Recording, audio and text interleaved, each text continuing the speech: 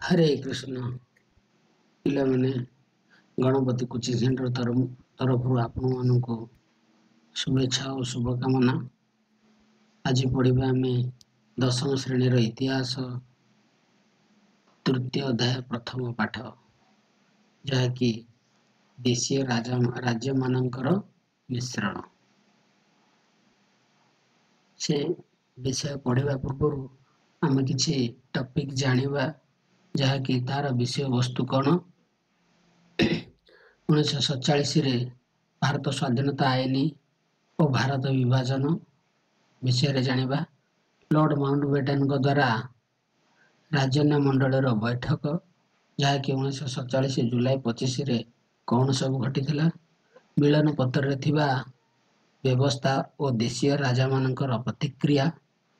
आ जोधपुर भारत सहित किपरि मिश्रण है, जूनागढ़ भारत सहित किपरि मिश्रण है, हैदराबाद भारत सह किपरि मिश्रण है, आउ ऑपरेशन पोल कौन, काश्मीर भारत सह मिश्रण, ऑपरेशन गुलमार्ग कौन, अधिमिलन अधिमिश्रण जहाँकि पटेल और मेनन पूर्ण मिश्रण सपेक्ष चुक्ति उपस्थापन कौन थिला देखिबा। देशीय राज्य मानकर मिलन प्रक्रियार आरंभ केबे हेतिला, मिलन चुक्तिर शर्त गुड़िक सब कौन थिला, विभिन्न भिन्न प्रदेशर गठन सब कौन है, गणतांत्रिकरण और देशीय राज्य गुड़िक मिश्रण रे सरदार वल्लभ भाई पटेलंकर भूमिका सब कौन थिला जानिबा। प्रथम जानिबा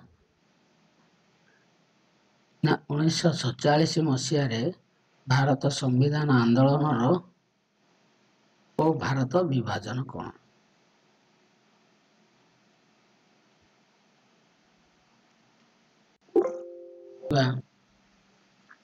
ओ भारतर विभाजन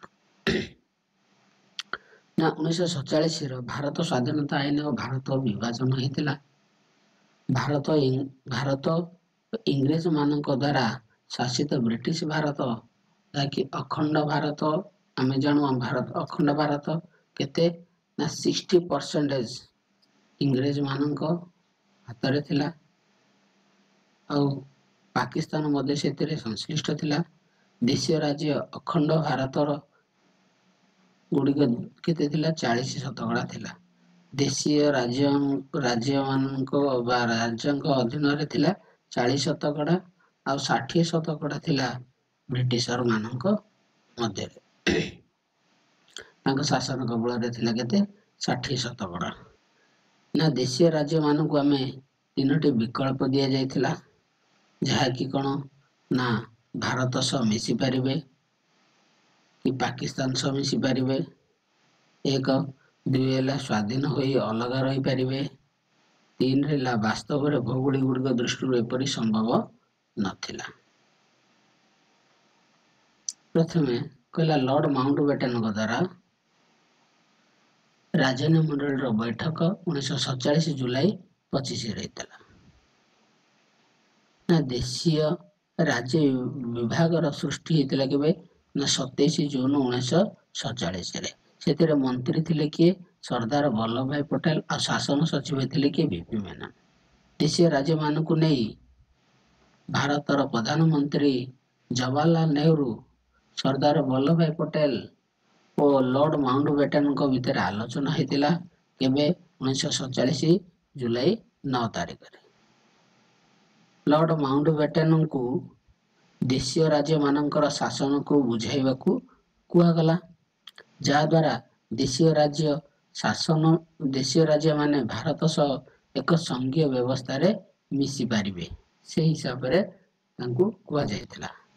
किंतु महात्मा गांधी और लॉर्ड माउंटबेटन साक्षात्कार करथिले।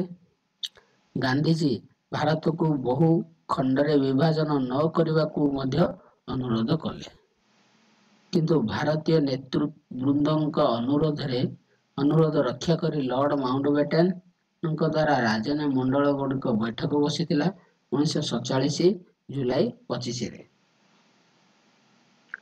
देशीय राज्य शासनकर्ता मानकु संबोधन कले और सेतेबेले स्थिति संपर्क भी सूचाई देले। ଆଉ ଦେଶୀୟ ରାଜ୍ୟ ମାନଙ୍କୁ କୁହାଗଲା ଯେ ଏବେ ସେମାନଙ୍କ ଉପରୁ ବ୍ରିଟିଶ ସରକାରଙ୍କର ନିୟନ୍ତ୍ରଣ ଉଠି ଯାଇଛି ଏବଂ ସେମାନେ ଏବେ ସ୍ୱାଧୀନ। ଦେଶୀୟ ରାଜ୍ୟମାନଙ୍କୁ ପରାମର୍ଶ ଦେଲେ ତାଙ୍କ ସୀମାକୁ ଲାଗିଥିବା ଦେଶ ବା ଭାରତ ସହ ମିଶିବାକୁ, ଯାହାଦ୍ୱାରା ପ୍ରଜାମାନଙ୍କର ସାମଗ୍ରିକ ଉନ୍ନତି ହେବ ବୋଲି ମଧ୍ୟ କୁହାଯାଇଥିଲା। ଏବଂ ସ୍ୱାଧୀନ ନ ରହି ନବଗଠିତ ରାଷ୍ଟ୍ର ସହ ମିଶିଲେ ସେମାନଙ୍କର ଭବିଷ୍ୟତ ଉଜ୍ଜଳ ହେବ ବୋଲି ମଧ୍ୟ ବି କୁହାଯାଇଥିଲା। କିନ୍ତୁ ମିଳନ ପତ୍ରରେ ଥିବା ବ୍ୟବସ୍ଥା ଆଉ ଦେଶୀୟ ରାଜାମାନଙ୍କର ପ୍ରତିକ୍ରିୟା ସବୁ କଣ ଥିଲା? ନା ମିଳନ ପତ୍ର ନା ଦେଶୀୟ ରାଜାମାନେ ଭାରତ ସହ କିପରି ବନ୍ଧୁତ୍ୱ ସ୍ଥାପନ କରିବେ, ଏହା ମିଳନ ପତ୍ରରେ ଉଲ୍ଲେଖ ଥିଲା। ସର୍ଦ୍ଦାର ବଲ୍ଲଭଭାଇ ପଟେଲ ଓ ଭିପି ମେନନ ଏହି ମିଳନ ପତ୍ର କଣ କରିଥିଲେ? ପ୍ରସ୍ତୁତ କରିଥିଲେ। ତାର ସବୁ ସେ ମିଳନ ପତ୍ରର ବ୍ୟବସ୍ଥା ଗୁଡ଼ିକ ସବୁ କଣ ଥିଲା? ନା ଏହା ଅନୁଯାୟୀ ଦେଶୀୟ ରାଜାମାନେ ଭାରତକୁ 3ଟି କ୍ଷମତା ହସ୍ତାନ୍ତର କରିବେ ବୋଲି ସେ କହିଥିଲେ। ନା 3ଟି କ୍ଷମତା କଣ? ନା ପ୍ରତିରକ୍ଷା, ବୈଦେଶିକ ବ୍ୟାପାର ଆଉ ଯୋଗାଯୋଗ। ଯାହାଫଳରେ ଦେଶୀୟ ରାଜ୍ୟ ଗୁଡ଼ିକ এই 3ଟି କ୍ଷମତା କଣ କରିବେ? ନା ଭାରତକୁ ହସ୍ତାନ୍ତର କରିବେ ବୋଲି ସେ କହିଥିଲେ। এই 3ଟି କ୍ଷମତା ହସ୍ତାନ୍ତର ପରେ ସେମାନେ ସ୍ୱାଧୀନ ଭାବରେ ନିଜ ରାଜ୍ୟରେ ଶାସନ କରିପାରିବେ ବୋଲି ମଧ୍ୟ ବି ପରାମର୍ଶ ଦେଇଥିଲେ। ନା ଦେଶୀୟ ରାଜାମାନଙ୍କର ସବୁ ପ୍ରତିକ୍ରିୟା ସବୁ କଣ ଥିଲା? ନା ମାଉଣ୍ଟବେଟେନ ଭାଷଣରେ ଅନୁପ୍ରେରିତ ହୋଇ ତାଙ୍କର ସତର୍କ ବାଣୀକୁ ଅନୁଧ୍ୟାନ କରି ଅନେକ ଦେଶୀୟ ରାଜ୍ୟ ଏ ମିଳନ ପତ୍ରରେ କଣ କରିଥିଲେ? ସ୍ୱାକ୍ଷର କଲେ। ସର୍ଦ୍ଦାର ବଲ୍ଲଭଭାଇ ପଟେଲ ମଧ୍ୟ ବହୁ ଦେଶୀୟ ରାଜ୍ୟଙ୍କୁ ଅନୁପ୍ରାଣିତ ମଧ୍ୟ କରିଥିଲେ। ନା ସ୍ୱାଧୀନତା ପୂର୍ବରୁ ସମସ୍ତ ଦେଶୀୟ ରାଜ୍ୟ ଭାରତ ସହ ମିଶିବାକୁ ରାଜି ହୋଇଯାଇଥିଲେ। ଆଉ କିନ୍ତୁ ଯୋଧପୁର, ଜୁନାଗଡ଼, ହାଇଦ୍ରାବାଦ, କାଶ୍ମୀର এই ଚାରୋଟି ରାଜ୍ୟ କଣ କରିଥିଲେ? ମିଳନ ପତ୍ରରେ ସ୍ୱାକ୍ଷର କରି ନଥିଲେ। ନା କେନ୍ଦ୍ରୀୟ ଭାରତର ପିପଳଦ 1948 ମାର୍ଚ୍ଚରେ ମିଳନ ପତ୍ରରେ କଣ କରିଥିଲେ? ସ୍ୱାକ୍ଷର କରିଥିଲେ। ଆଉ ପିପଳଦ ଭୋପାଳର ଏକ ଅଂଶ। ଏହାର ନବାବ ଥିଲେ ମୁସଲିମ ଥିଲେ। ସେ ପାକିସ୍ତାନ ସହ ମିଶିବାକୁ ଚାହୁଁଥିଲେ, କିନ୍ତୁ ସେ ବିଳମ୍ବରେ ହେଉନା କାହିଁକି ଭାରତ ସହ ମିଶିଥିଲେ। ଆଉ ଯୋଧପୁର ଭାରତ ସହ କିପରି ମିଶିଥିଲା? ନା ରାଜସ୍ଥାନର ଏକ ଅଂଶ ହଉଛି ଯୋଧପୁର। ଯୋଧପୁର ଏକ ହିନ୍ଦୁ ବହୁଳ ରାଜ୍ୟ।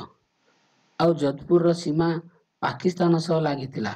ତେଣୁ ଜିନ୍ନା ଚାହୁଁଥିଲେ ଯୋଧପୁରକୁ ପାକିସ୍ତାନରେ ମିଶିବାକୁ, କିନ୍ତୁ ଥିଲେ। ଆଉ ପାକିସ୍ତାନ ସହ ଯୋଧପୁରର ନ ମିଶିବାକୁ ନିର୍ଣ୍ଣୟ ଓ ଜିନ୍ନାଙ୍କର ଚେଷ୍ଟାର କଣ ହେଲା? ବିଫଳ ଘଟିଥିଲା। ଜିନ୍ନାଙ୍କୁ ଯେବେ ପଚରା ହେଲା, ଯଦି କେବେ ହିନ୍ଦୁ ଆଉ ମୁସଲିମଙ୍କ ମଧ୍ୟରେ ବିବାଦ ହୁଏ ତମେ କାହାର ସପକ୍ଷ ନେବ? କିନ୍ତୁ ଜିନ୍ନାଙ୍କ ପାଖରେ କିଛି ଜବାବ ନଥିଲା। ତେଣୁ ଯୋଧପୁର ପାକିସ୍ତାନରେ ମିଶିବାକୁ ମନା କରିଦେଲା। ଆଉ ଯୋଧପୁରକୁ ଭାରତ ସହ ମିଶିବାକୁ ପଟେଲଙ୍କର ଚେଷ୍ଟା ଚାଲିଲା। ଯୋଧପୁରର କ୍ଷେତ୍ରଫଳ ବହୁତ ଅଧିକ ଥିଲା। ଏହା ଯଦି ପାକିସ୍ତାନ ସହ ମିଶି ଯାଇଥାନ୍ତା, ତାହେଲେ ରାଜସ୍ଥାନର ଏକ ବଡ଼ ଅଂଶ ପାକିସ୍ତାନରେ ରହିଯାଇଥାନ୍ତା। ଯୋଧପୁରକୁ ଦେଖି ଅନ୍ୟ ରାଜ୍ୟମାନେ ମଧ୍ୟ ବି ପାକିସ୍ତାନ ସହ ମିଶି ଯାଇଥାନ୍ତେ। ପଟେଲ ବୁଝାମଣା ପରେ ଯୋଧପୁର ଭାରତ ସହ ମିଶିବାକୁ ରାଜି ହୋଇଥିଲେ। ଆଉ ଜୁନାଗଡ଼ ଭାରତ ସହ କିପରି ମିଶିଲା? ନା ଜୁନାଗଡ଼ ହେଉଛି ବର୍ତ୍ତମାନ ଗୁଜରାଟର ଏକ ବଡ଼ ଅଂଶ। ନବାବ ଥିଲେ ମୁସଲିମ ଆଉ ହିନ୍ଦୁ ବହୁଳ ରାଜ୍ୟ ଥିଲା।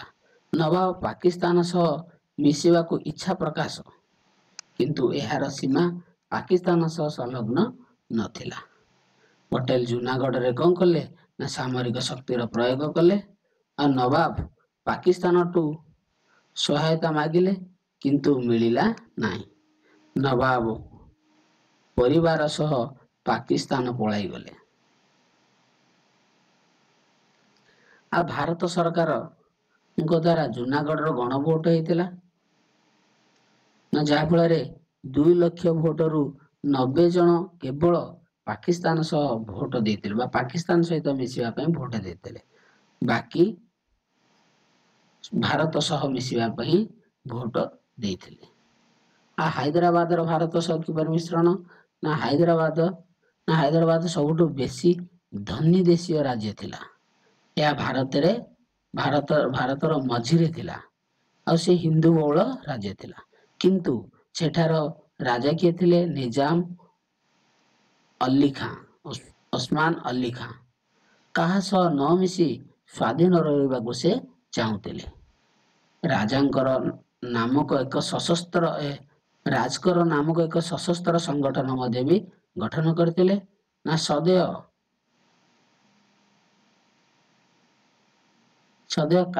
କାସିମ ରଜବୀଙ୍କ ଦ୍ୱାରା ଏହି ରାଜକର ନାମକ ଏକ ସଶସ୍ତ୍ର ସଂଗଠନ ଗଠିତ ହୋଇଥିଲା। ଏହି ସଂଗଠନ ନିଜାମକୁ ସମର୍ଥନ କରୁଥିଲେ ଆଉ ଭାରତ ସହ ମିଶିବାକୁ ଚାହୁଁଥିବା ଲୋକମାନଙ୍କୁ କଣ କରୁଥିଲେ? ନୃଶଂସ ଭାବରେ ହତ୍ୟା କରୁଥିଲେ। ତେଣୁ ବାଧ୍ୟ ହୋଇ ଭାରତ ସରକାର କଣ କଲା? ସେଥିପ୍ରତି ସୈନ୍ୟ ପ୍ରେରଣ କରି ତାହାକୁ କଣ୍ଟ୍ରୋଲ କରିଥିଲା, ଯାହାକି ଆମେ ଅପରେସନ ପୋଲ ବୋଲି ଜାଣୁ। ନିଜାମ ଭାରତ ସହ ବିରୋଧ କାର୍ଯ୍ୟକଳାପରେ ପଟେଲ କ୍ଷୁବ୍ଧ ହେଲେ ଆଉ ନିଜାମ ଆନ୍ତର୍ଜାତିକ କ୍ଷେତ୍ରରେ ତାଙ୍କର ସ୍ଥିତି ଜାହିର କରିବାକୁ ସେ ଚେଷ୍ଟା କରୁଥିଲେ। ପଟେଲଙ୍କ ଦ୍ୱାରା ହାଇଦ୍ରାବାଦର ଉପରେ ସାମରିକ କାର୍ଯ୍ୟାନୁଷ୍ଠାନ ଗ୍ରହଣ କଲେ ଆଉ ହାଇଦ୍ରାବାଦ ଭାରତର ଅକ୍ତିଆରକୁ ଆସିଲା। କେବେ? ନା 1948 ମସିହା ସେପ୍ଟେମ୍ବର 13ରୁ 5 ଦିନ ମଧ୍ୟରେ କଣ ହେଇଗଲେ? 13ରୁ 5 ଦିନ ମଧ୍ୟରେ କଣ ମିଶି ଯାଇଥିଲା। ନିଜାମ ମିଳନ ପତ୍ରରେ ସ୍ୱାକ୍ଷର କରିଥିଲେ ବାଧ୍ୟ ହୋଇକି 1949 ମସିହା ନଭେମ୍ବରରେ। କିନ୍ତୁ କାଶ୍ମୀର ଭାରତ ସହ କିପରି ମିଶ୍ରଣ ହେଇଥିଲା? ନା କାଶ୍ମୀର ଥିଲା ମୁସଲମାନ ବହୁଳ ରାଜ୍ୟ। ସେଠି ରାଜା ଥିଲେ ହିନ୍ଦୁ ହରି ସିଂ। ରାଜା ହରି ସିଂ କାହା ସହ ନ ମିଶି ସ୍ୱାଧୀନ ରହିବାକୁ ଚାହୁଁଥିଲେ ଓ ମିଳନ ପତ୍ରରେ ସ୍ୱାକ୍ଷର କରିବାକୁ ସେ ମନା କରିଦେଲେ। କିନ୍ତୁ କାଶ୍ମୀରର ଲୋକପ୍ରିୟ ନେତା ଶେଖ ଅବଦୁଲ୍ଲା ଏହି ମତକୁ ସେ ପ୍ରତ୍ୟାଖ୍ୟାନ କରିଥିଲେ। ଦେଖ ଶେଖ ଅବଦୁଲ୍ଲାଙ୍କର ଫଟୋଟା ଏଇଠି ଅଛି।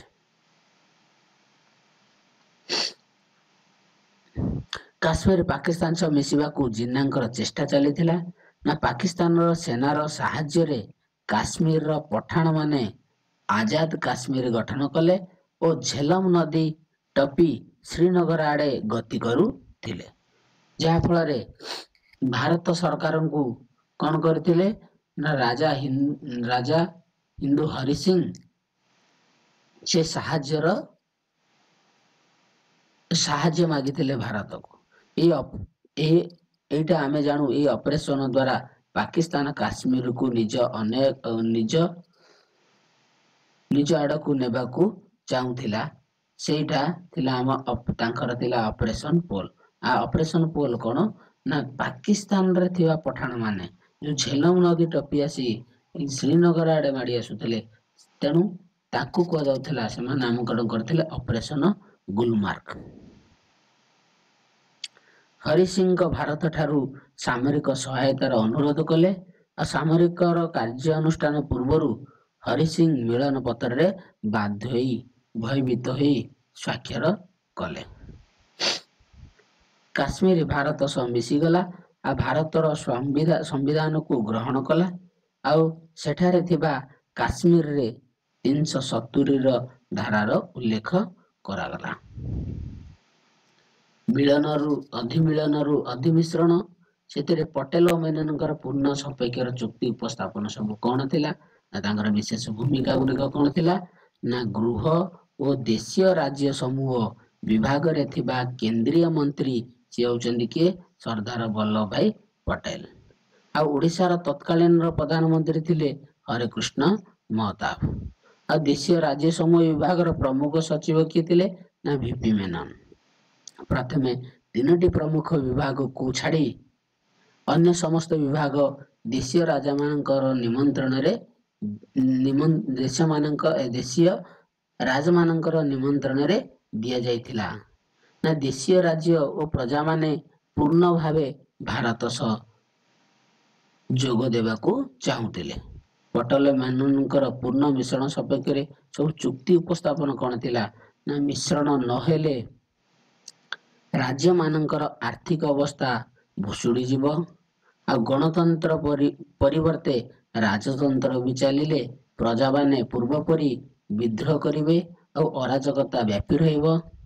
ଅର୍ଥ ବ୍ୟବସ୍ଥା ଦୃଷ୍ଟିରୁ ଦୁର୍ବଳ ଥିବା ରାଜ୍ୟମାନେ ସ୍ୱାଧୀନ ଭାବରେ କୌଣସି ଜନହିତକର କାର୍ଯ୍ୟ କରିବେ ନାହିଁ, ଆଉ ଭାରତ ଭିତରେ ଅବାଧ ବାଣିଜ୍ୟ ବ୍ୟବସାୟ ବାଧାପ୍ରାପ୍ତ ହେବ। ଅପରାଧୀମାନଙ୍କୁ ଦମନ କରିବା ସମ୍ଭବ ହେବ ନାହିଁ, କାରଣ ସେମାନେ ଦେଶୀୟ ରାଜ୍ୟମାନଙ୍କରେ ଆତ୍ମଗୋପନ କରି ରହିବେ। ଏହି ପୂର୍ଣ୍ଣାଙ୍ଗ ଭାରତର ଗଠନ ନ ହୋଇପାରିବା ଦ୍ୱାରା ଭାରତୀୟ ଜାତୀୟତା ଉପରେ ଏକ ପ୍ରଭାବ ପକାଇବ, ଆଉ ସ୍ୱାଧୀନ ଭାରତର ସୁଫଳ ଲୋକମାନଙ୍କୁ ମିଳିପାରିବ ନାହିଁ। ଦେଶୀୟ ରାଜ୍ୟମାନଙ୍କର ମିଳନ ପ୍ରକ୍ରିୟାର ଆରମ୍ଭ କିପରି ହୋଇଥିଲା? ନା ପଟେଲ ଓ ମେନନ ଅଗ୍ରହଣର କାମକୁ ସେ ମାଉଣ୍ଟବେଟେନଙ୍କ କାର୍ଯ୍ୟକଳାପର ସମାପ୍ତି ପରେ ଆରମ୍ଭ କରିବେ ବୋଲି ଭାବି ସ୍ଥଗିତ ରଖିବାକୁ ଚାହୁଁଥିଲେ, କିନ୍ତୁ ଓଡ଼ିଶାର ନୀଳଗିରିରେ ଏକ ଜନଜାତି ଆନ୍ଦୋଳନ ଏହାକୁ ତ୍ୱରାନ୍ୱିତ କରିଥିଲା। ଦେଶୀୟ ରାଜ୍ୟର ମିଶ୍ରଣ ଓଡ଼ିଶାରୁ ଆରମ୍ଭ ହିଁ ହୋଇଥିଲା। ପୂର୍ବ ଭାରତ ଏଜେନ୍ସି, ଛତିଶଗଡ଼ ଏଜେନ୍ସି ସମସ୍ତ ଦେଶୀୟ ରାଜ୍ୟମାନେ ମିଶ୍ରଣ ଚୁକ୍ତିରେ ସ୍ୱାକ୍ଷର କଲେ। 1947 ମସିହା ଡିସେମ୍ବର ଓ 1948 ମସିହା ଜାନୁଆରୀ 1ରୁ ଓଡ଼ିଶା, ମଧ୍ୟପ୍ରଦେଶ, ବିହାର ସହ ମିଶିଗଲେ। ସେହି ବର୍ଷ ଗୁଜରାଟ ଦକ୍ଷିଣରେ ଥିବା 66ଟି ଦେଶୀୟ ରାଜ୍ୟ ତତ୍କାଳୀନ ବମ୍ବେ ପ୍ରଦେଶ ସହ ମିଶିଗଲା। କୋଲ୍ହାପୁର ଓ ବରୋଦା ଦୁଇଟି ବଡ଼ ରାଜ୍ୟ ମଧ୍ୟ ବି ବମ୍ବେରେ ମିଶି ଯାଇଥିଲା। ଅନେକ ଛୋଟ ବଡ଼ ରାଜ୍ୟ ତତ୍କାଳୀନ ମାନ୍ଦ୍ରାଜ, ପୂର୍ବ ପଞ୍ଜାବ, ଉତ୍ତରପ୍ରଦେଶ, ପଶ୍ଚିମବଙ୍ଗ ଓ ଆସାମ ପ୍ରଦେଶ ସହ ସବୁ କ'ଣ ହେଇଥିଲା? ମିଶି ଯାଇଥିଲା। ପଞ୍ଜାବର ପାର୍ବତ୍ୟ ରାଜ୍ୟ ଏଜେନ୍ସିର 30ଟି ରାଜ୍ୟକୁ ମିଶାଇ ହିମାଚଳ ପ୍ରଦେଶ ଗଠନ କରାଯାଇଥିଲା। ପିଲେ ଏଇଟା ହେଉଛି ଇମ୍ପୋର୍ଟାଣ୍ଟ ଦେଖିବ। ନା ପଞ୍ଜାବର ପାର୍ବତ୍ୟ ରାଜ୍ୟ ଏଜେନ୍ସିର କେତୋଟି ସର୍ବମୋଟ କେତୋଟି? ନା 30ଟି ରାଜ୍ୟକୁ ମିଶାଇ ହିମାଚଳ ପ୍ରଦେଶ ଗଠନ କରାଯାଇଥିଲା। ଆଉ ମିଶ୍ରଣ ଚୁକ୍ତିର ସର୍ତ୍ତ ଗୁଡ଼ିକ ସବୁ କ'ଣ ଥିଲା? ନା ଦେଶୀୟ ରାଜାମାନେ ଶାସନ ସମ୍ପର୍କିତ ସମସ୍ତ କ୍ଷମତା ସମ୍ପୂର୍ଣ୍ଣ ଭାବେ ଭାରତ ସରକାରଙ୍କୁ ହସ୍ତାନ୍ତର କଲେ, ଆଉ ଦେଶୀୟ ରାଜ୍ୟମାନଙ୍କର କୌଣସି ସ୍ୱତନ୍ତ୍ର ସ୍ଥିତି ରହିଲା ନାହିଁ।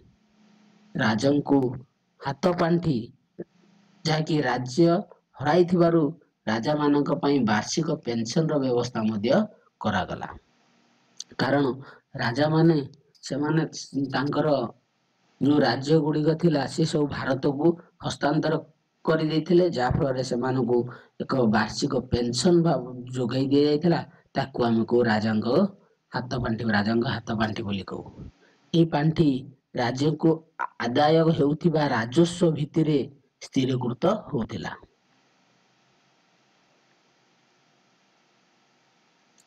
ରାଜାମାନଙ୍କର ବ୍ୟକ୍ତିଗତ ସମ୍ପତ୍ତି, ରାଜପ୍ରସାଦ ତଥା ପଦପଦବୀ ସେମାନଙ୍କ ପାଇଁ ସୁରକ୍ଷିତ ରଖାଗଲା। ଏଗୁଡ଼ିକୁ ବଂଶାନୁକ୍ରମ ଭାବେ ସେମାନଙ୍କର ବଂଶଧର ଭୋଗ ଦଖଲ କରିବାକୁ ସ୍ଥିର କରାଗଲା। ଆଉ ଦେଶୀୟ ରାଜ୍ୟର କର୍ମଚାରୀମାନଙ୍କର ପ୍ରାଦେଶିକ ସରକାରମାନେ ସେମାନେ କର୍ମଚାରୀ ଭାବରେ ଗ୍ରହଣ କଲେ। ତେଣୁ ବିଭିନ୍ନ ପ୍ରଦେଶ ସେଠୁ ଗଠନ ହେଲା। ନା କେତେକ ଦେଶୀୟ ରାଜା ମିଶ୍ରଣ ଅଙ୍ଗୀକାର ପତ୍ରରେ ସ୍ୱାକ୍ଷର କଲେ। ସେମାନଙ୍କୁ ମଧ୍ୟ ହାତପାଣ୍ଠି ସହିତ ଅନ୍ୟାନ୍ୟ ସୁବିଧା ସୁଯୋଗ ପ୍ରଦାନ କରାଗଲା। କିନ୍ତୁ ସୌରାଷ୍ଟ୍ରରେ ଦେଶୀୟ ରାଜ୍ୟ ସଂଘର ଗଠନ ହେଇଥିଲା। ନା କଟିହାର ଉପଦ୍ୱୀପର 222ଟି ରାଜ୍ୟକୁ ମିଶାଇ ସର୍ଦ୍ଦାର ପଟେଲ ଗଠନ କରିଥିଲେ। ପରେ ଏହି ସଂଘର ଆଉ 6ଟି ରାଜ୍ୟ ମଧ୍ୟ ଯୋଗ ଦେଲେ। मध्य भारतर गठन केबे हेतिला 1948 मे रे ग्वालियर, इंदौर और 18टी छोट राज्य को नहीं गठन करागला। आ पूर्व पंजाब राज्य संघर प्रतिष्ठा हेतिला केबे ना 1948 जुलाई रे पटियाला, कपूरताला, जिंद, नाभा, फरीदकोट, मालेरकोटरा, नलरागड़, कलसिया को नहीं ये सब हेतिला पूर्व पंजाब राज्य संघ। राजस्थान मिलित प्रदेश गठन केबे हेतिला ना 1949 मसीहा मे मासरे अनेक देशीय राज्य को सम्मिलित करी तिब्रांकुड़ और कोचिन 1949 मध्य भाग में मिश्रण अंगीकार पत्र स्वाक्षर कले। केवल 3टी देशीय राज्य यथा काश्मीर, मैसूर और हैदराबाद कौन सी चुक्ति पत्र स्वाक्षर कर गणतंत्रीकरण है, राजतंत्र उठी गणतंत्र है, गणतंत्र प्रतिष्ठा है। मिश्रण रे ए सब राज्य रे गणतंत्र प्रतिष्ठा पाई व्यवस्था करागला। देशीय राज्यर प्रजा मानकु सुशासन प्रदान करिबा पाई प्रादेशिक सरकार माने विहित व्यवस्था ग्रहण कले। आ प्रादेशिक शासन अनुरूप शासन राज्य मानकु संप्रसारित करागला। ना केंद्रीय आईन और प्रादेशिक आईन देशीय राज्य गुड़िकर भी प्रचलन करागला। समय क्रमे देशीय राज्यर प्रजा माने महाभारतीय जातीय स्रोत रे सामिल हो गले। गणतंत्रीकरण सहित देशीय राज्य गुड़ी को समय क्रमे केंद्राभिमुखी करागला और सेमानंकु भारतीय संविधान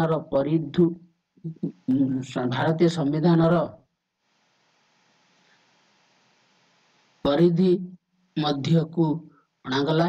पर 1956 मसीह रे राज्य पुनर्गठन आईन द्वारा सेमानंकु राज्य मानक सहित मिसाई दिया गला।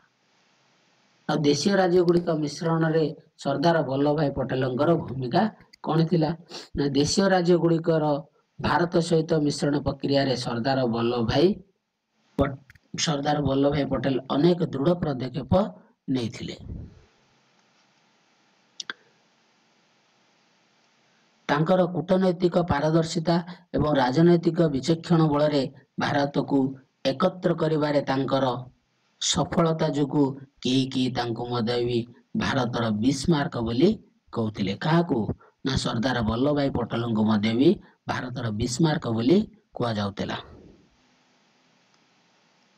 तांकर बलिष्ठ नेतृत्व और दृढ़ व्यक्तित्व जोगु तांकु लौह मानव बा आयरन मैन बोली आख्या दिया जायतिला। अखंड भारतर प्रतिष्ठा रे पटेल परी मेननकर अवदान मध्य चिरस्मरणीय।